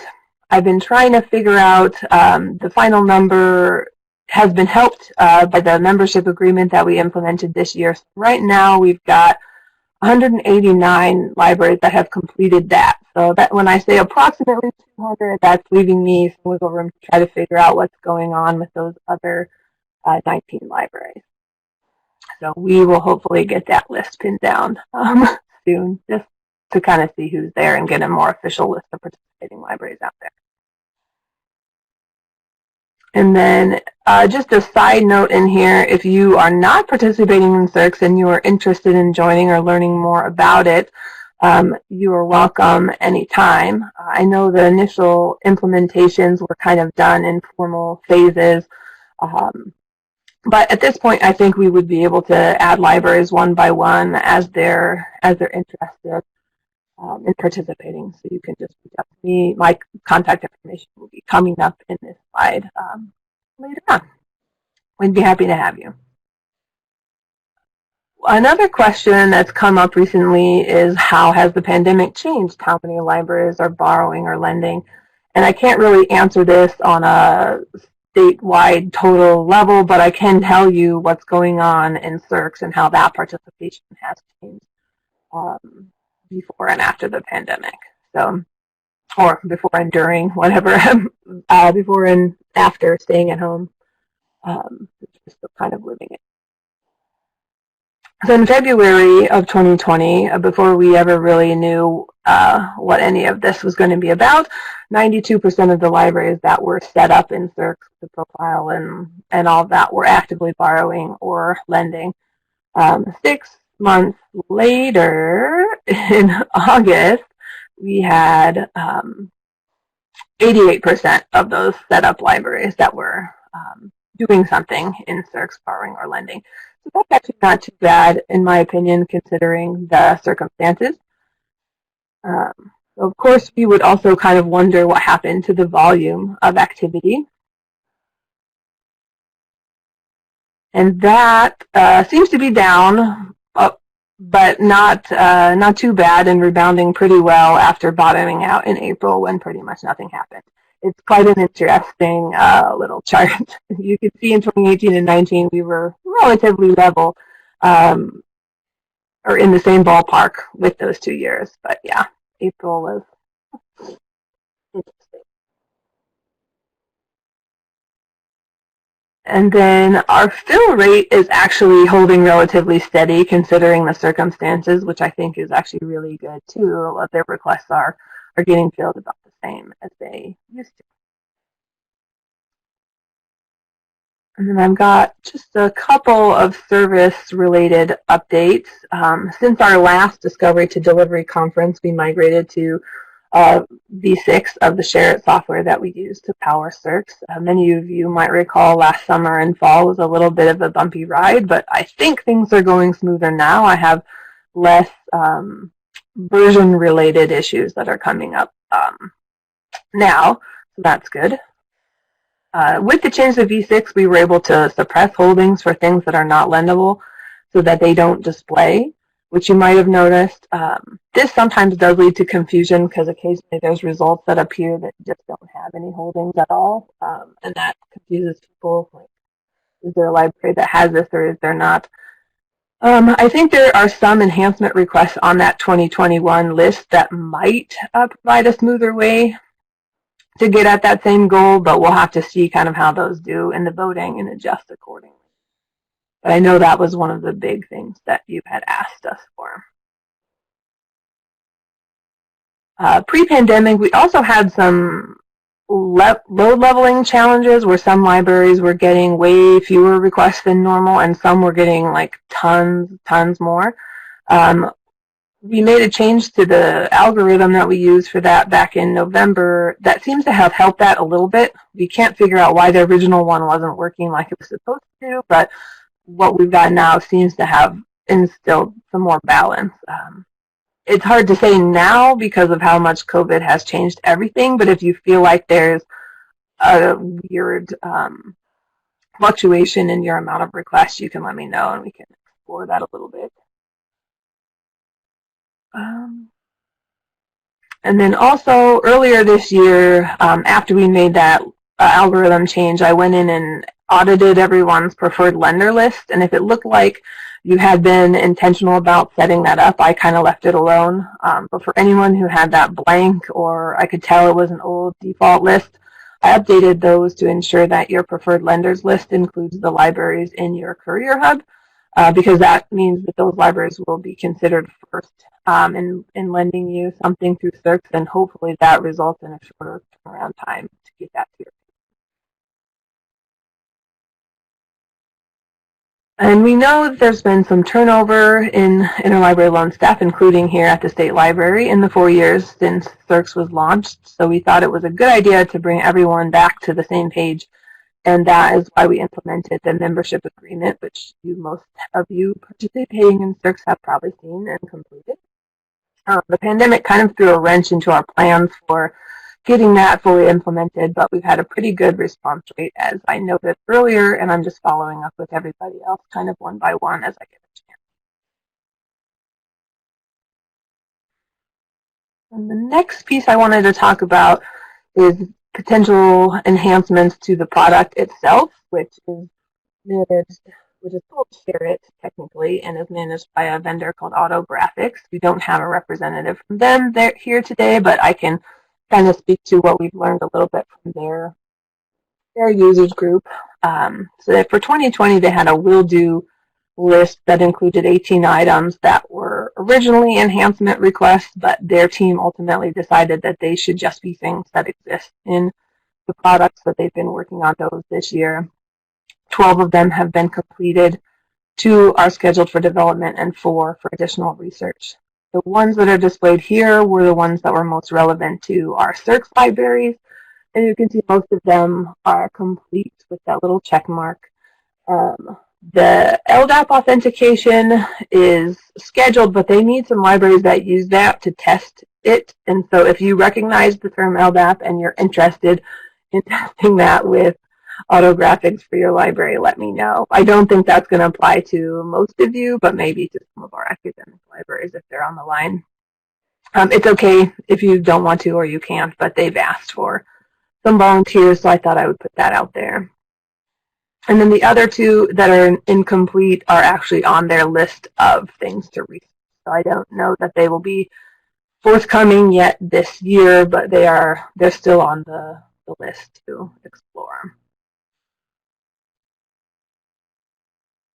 And then for 2020 enhancements, they've made some progress on the top 5 that the group selected. These 5 were among the top priorities for CERCS libraries as well.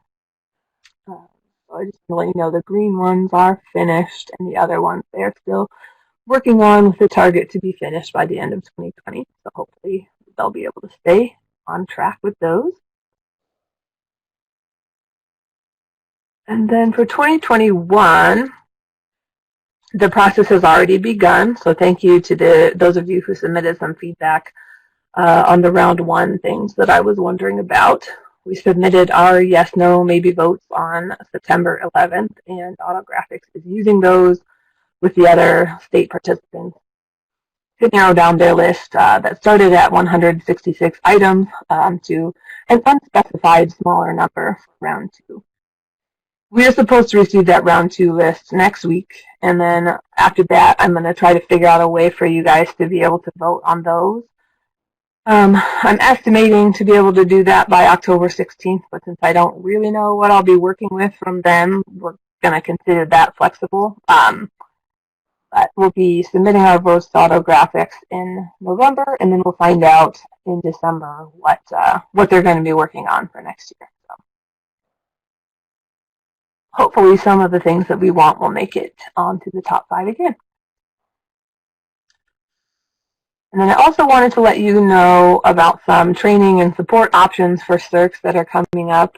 Autographics is planning a series of webinars on these topics.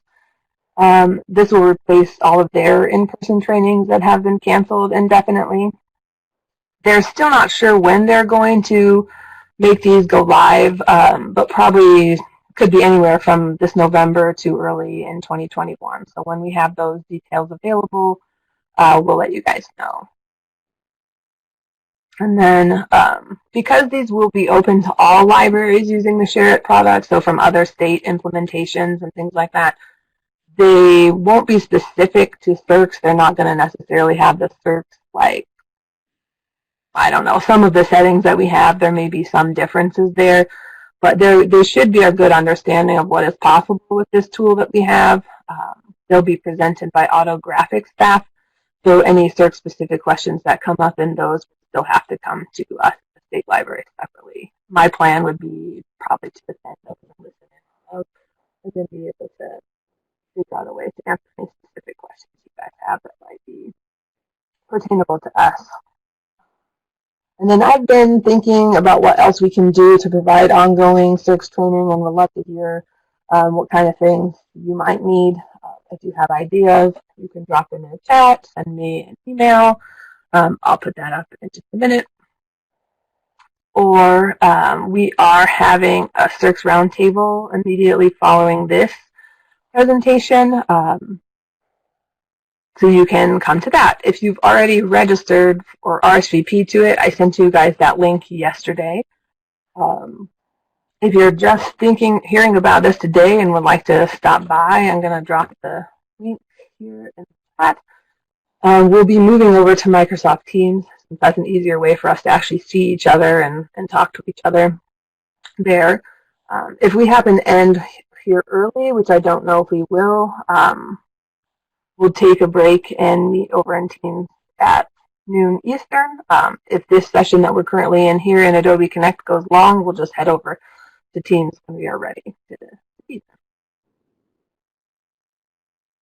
And then this is the email for if you have any CERCS questions. It goes to me, and in the event that I'm not in the office, other staff can get to that as well. And we can take a couple of CERCS questions here. I have not been paying attention to the chat, so Jen or anyone, if there's something I need to answer live, let me know.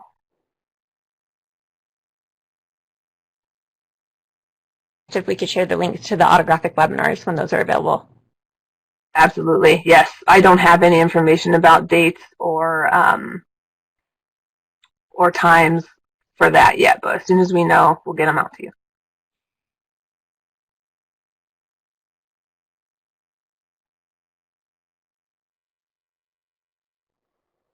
Nicole, there's a question about, do you have an opinion on adhesive labels, and also what is the search round? I personally don't have an opinion on adhesive labels because I have not been, I've not had to deal with them out in the field, so I really don't know. The votes or the comments that I see when people email me are to ask other libraries please not to use them. So that is why I mentioned it, because I have been asked to ask people not to use them. So I'm just going to leave that there and let the folks who have to deal with those make their case, I guess, for or against. And then regarding the CERCS Roundtable, at last year's Discovery to Delivery conference, we were asked if we could have like a little lunch and learn about CERCS. And we did that, and it was a nice conversation. People got to ask some questions that might not be relevant to an entire room full of people learning about resource sharing who aren't actually participating in CERCS. So I decided to try to offer a similar experience for today. So there was no real formal agenda. It's just people using CERCS that might want to talk more about CERCS. We have time for it.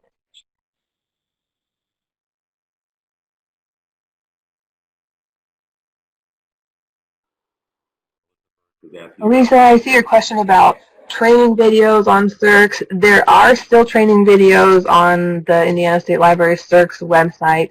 They are the original ones from when CERCS first started. So things look a little bit different in terms of like the style, but the process really has not changed. So we've been able to leave those there for now. I've removed all of the ones that are completely irrelevant. Some of the more admin and like the website building stuff has all changed. So if you need that kind of thing, I can point you in a different direction. But new employees, those trainings up there should still work for now.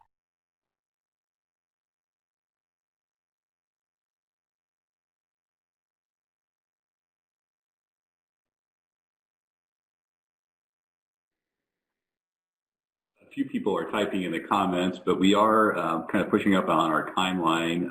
We're a little behind schedule, so if you have any questions, if you want to contact Nicole, and we will move on to our next session. But thank you, Nicole. Actually, no, don't move it yet because I had a couple share updates to do too. They're very fast. Okay, sorry. Sorry, yeah. I have all my slides all stuck together, so I only have a couple of share slides, and I don't know how many libraries are even using that. So let me get to those. Okay, so Indiana Share is a service that the state library provides to allow libraries without other means for interlibrary loan borrowing to request those materials, and then we submit those requests on their behalf. If you have questions about that, don't know if you're eligible, etc., you can let me know offline. With the advent of CERCS, this program has gotten smaller and smaller, as you can see from our comparison here, but it still does fill a critical gap. And that is the only way for these libraries to request materials owned by libraries outside of Indiana, or even some of the larger libraries in the state that don't participate in CERCS. So this has definitely dominated in recent years. And we see our lovely dip in March and April, which is just there's going to be a lot of charts that look like that, I think, this year.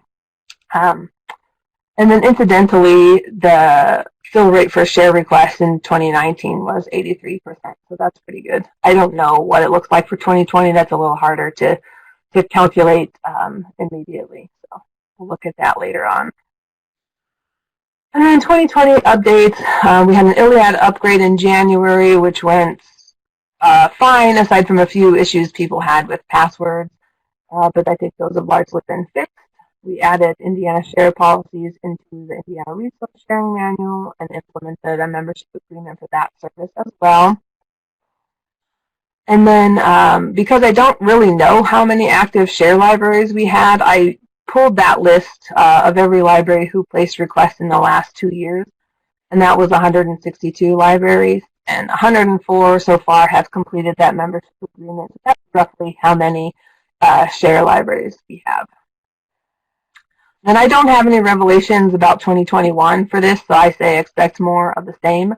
Last year, we were looking at moving to a different service for managing those requests, which would have allowed you to do some more of your own updating of received return items, but there were some issues with that made it safer to stay where we are. So it's kind of on the back burner right now, like so much else due to the pandemic. So we'll be looking at that probably more in 2021, and we'll let you know if anything comes of that. That is the rest. So I think we can transition over to Scott now. Thanks. Well, really appreciate that. And as you said, we have Scott Garrison from the Midwest Collaborative for Library Service, or MCLS, to talk a little bit about an exciting project, Reshare. So we'll turn it over to Scott. Thank you. Okay, thanks very much, Jake, and thanks to all of you for sticking around. I know I'm the last thing separating you between you and your next meeting, so I'll try and be as quick as I can in making this presentation. I am Executive Director at the Midwest Collaborative for Library Services, and we serve over 650 member libraries of all sizes and types throughout Indiana and Michigan. I'm also a member of the Project Reshare Steering Committee and represent the multi-type consortium perspective. I want to talk today a little bit about how Reshare started, where it is today, and where it's heading, and I invite you to learn more and get involved at projectreshare.org. Before I start, I'll put a link to a demo in the chat. Our 1.0 release came out in August, and I encourage you to take a look at that so you can see in detail how the system works. One thing I'll say about myself is you may notice I have a background in library technology, including open source projects, more so than ILL and resource sharing. Having said that, the Project Reshare community has members with deep resource sharing experience, and we're taking a very thoughtful approach based on challenges that need to be addressed. So I'll start with a little bit of context. By 2016, the Big Ten Academic Alliance and others had noted that resource sharing is too fragmented with too many services, options, and steps for users to navigate. Access and delivery have been built in terms of moving and tracking items more so than user experience. These days, a majority of users have shifted to choosing between relatively simple and straightforward smartphone and web apps to do many tasks in unmediated, efficient ways. We've also seen many industry moves in recent years that have caused some concern for libraries. OCLC acquired Relay, Ex Libris acquired first Rapid ILL and then InReach via Innovative, etc., which limits choice and perpetuates closed monolithic systems and vendor lock-in.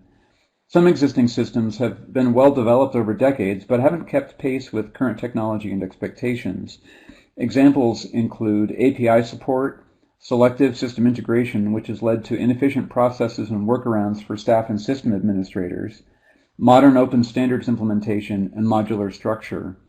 Existing systems can also cost more than some can justify paying given the value we're getting today, including for larger settings like statewide resource sharing.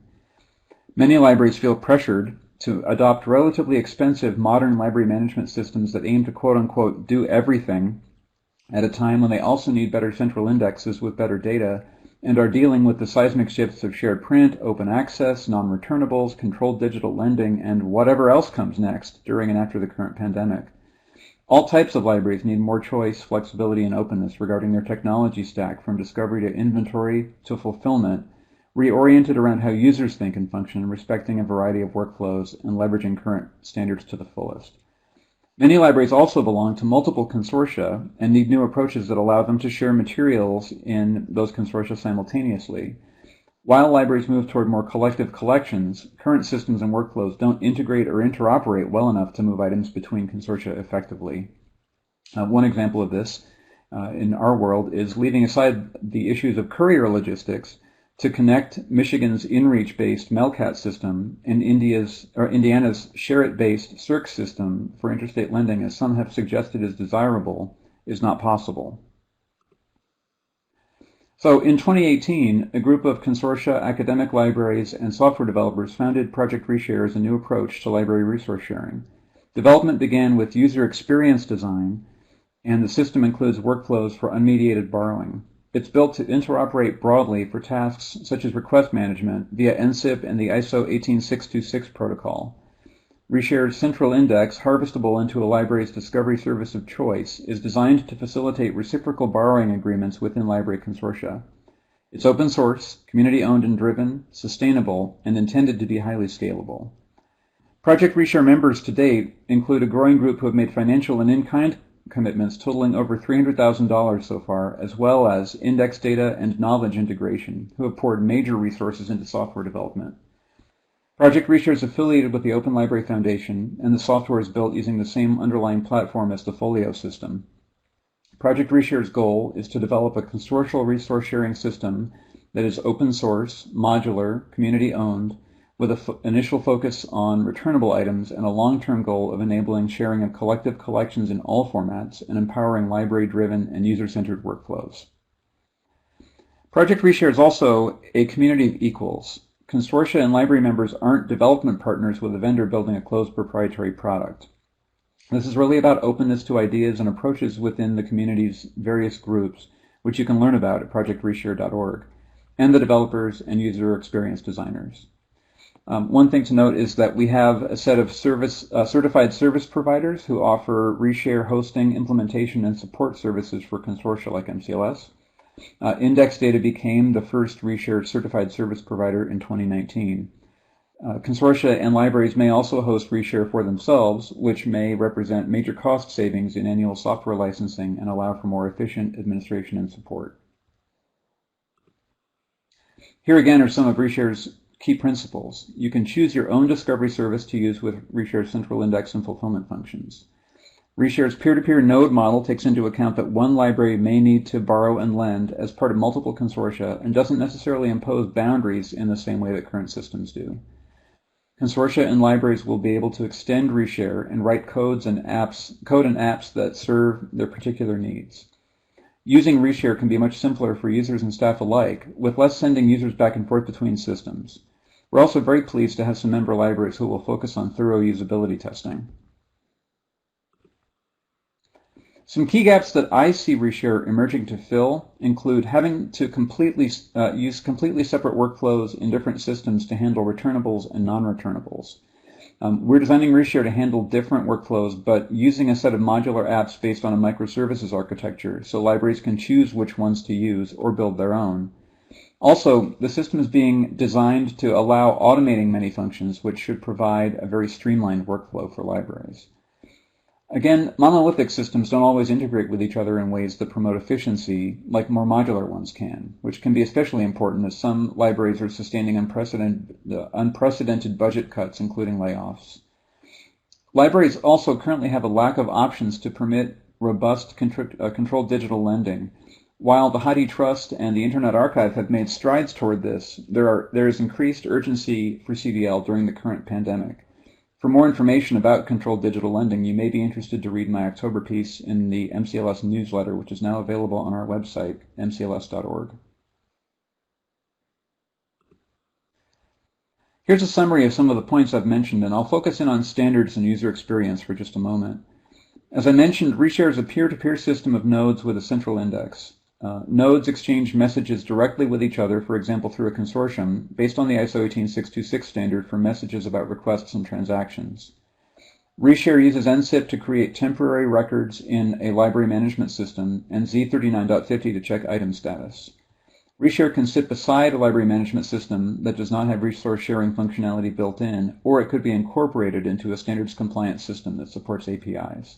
At the same time, we don't assume a library can use NCIP or APIs.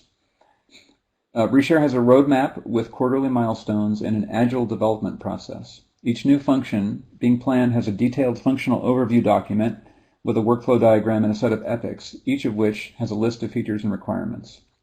There's a functional overview document for multi-type consortium requirements, and foundational work on patron record management, loan rules, and analytics is underway now.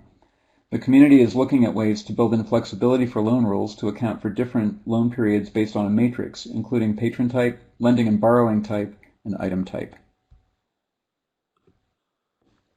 So, as I mentioned, the community released Reshare Returnables 1.0 in August, and Kristen Wilson, who is the product manager at Index Data, has done a demo of the system that's available on YouTube. Again, I put that link in the chat. The apps that make up the 1.0 release include a member directory, queues to manage requesting and supplying workflows, and a bulk update tool. A shared inventory app allows reshare libraries to pool their bibliographic metadata for discovery and fulfillment purposes. Here are a few things on the current development list, which I've already talked about. And just wanted to mention that recently the Marmot Multitype Consortium in Colorado joined Reshare, and we are currently in discussions with other potential members as well. So here's some more information about what's being planned for upcoming releases. I should mention here that the PALSI Consortium in the eastern US will pilot the 1.2 release coming in January. PALSI's original set of criteria for Reshare included the following ideas. First, the software should at least maintain or improve upon the current level of service. They're using Relay today. The software must be vendor neutral and interoperable with all ILSs and not favor or restrict use to any particular vendor's integrated library or discovery solution. It must work with standard protocols like NSIP to manage unmediated check-ins and checkouts of returnables. It must have its own staff processing pages and not rely solely on any specific third-party request handling systems like Iliad, Clio, Tapasa, etc. It must allow for and facilitate an aggregated catalog of PALSI holdings for discovery purposes, the export of records and metadata, both source and derivative records, and the injection of requests into the request system via APIs. Integration of each member's ILS with the software must be easily implemented, regardless of a member library's technology personnel. And finally, the availability of the software must meet PALSI's timeline for any changes to resource sharing software. Kristen's 1.0 demo on this chart show that Reshare 1.0 is well on the way to meeting PALSI's initial requirements. So, just again want to thank you for your time and attention today. The Reshare community invites developers, domain experts, funders, and pilot sites to get in touch with us and help accelerate work toward what we see as the future of resource sharing. So if you do have any questions, please feel free to either email me or the project team directly. And again, go ahead and visit our website if you'd like to learn more. Thanks again for your time today. Thank you, Scott. And just to make it very clear, this could be a really exciting opportunity to increase our resource sharing, and potentially this could be a replacement for our autographics, which we have now currently. And so it's exciting to think about the future with this open source software as a possibility. Yes, we're very hopeful that it can serve the needs in Indiana as well as in Michigan. Okay, well, thank you very much. I'll turn it over to Jen to do the wrap up. All right, Jennifer Clifton, the director of our library development. Thanks, Jake, and thanks, Scott. Lisa is going to put your LEU certificate up on the screen, so you can click to download that whenever it shows up. And as I wait for that to load, I just want to thank everybody for attending today, and thanks to all of our speakers and your encouraging updates as we move into the final quarter of this year. We're already planning ahead for next year. We hope to do something bigger, kind of like our normal Discovery to Delivery conference that's more participant-led than state library-led. So we'll be sure to share any plans of that as those are made. So this event was worth 2 LEUs, so you should be able to download a certificate. I'm not seeing it on my screen yet, but it looks like it's loading. And this conference was recorded, and the recording will be available next week to all attendees and all who signed up to receive a recording. For any CERCS libraries, we just want to remind you that there is a CERCS Lunch and Learn / roundtable happening immediately after this presentation, so a link to that will also be displayed on the screen shortly. And please don't hesitate to reach out to our resource sharing coordinator, Nicole Brock, with any questions, or myself or anyone here would be happy to answer those for you. So I'm still not seeing that LEU screen.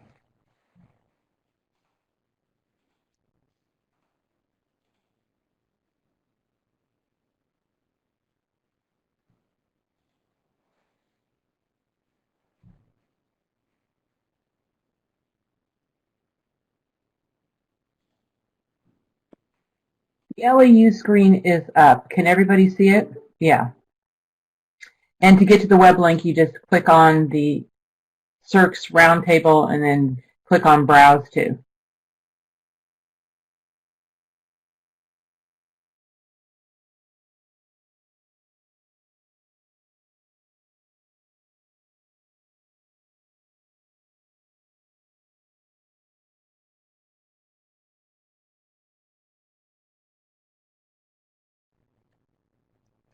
Hi, I'm sorry, everybody. My computer froze, and I'm here at ISL, so I'm not really sure how that happened. It's been working fine all day. Okay, so it looks like the LEU certificate's up. I'm not sure how much you were able to hear of my announcements before I got cut off. So I did just want to reiterate the link to download your LEU certificate is at the top of your screen. Down in the pod that says Web Links 2, there is a link to the CERCS Roundtable that is being held immediately after that. And with any questions or problems related to resource sharing, of course, you can reach out to Nicole Brock, who is our resource sharing coordinator, or myself, and we'd be happy to answer that for you. It looks like in the chat there's some problems downloading the presentation. I will check with our presenters and round up all the presentations, and when we send the follow-up link with the recording of this presentation, we'll make sure that all of that information is included. And I am happy to stick around for just a couple minutes if anyone has any questions.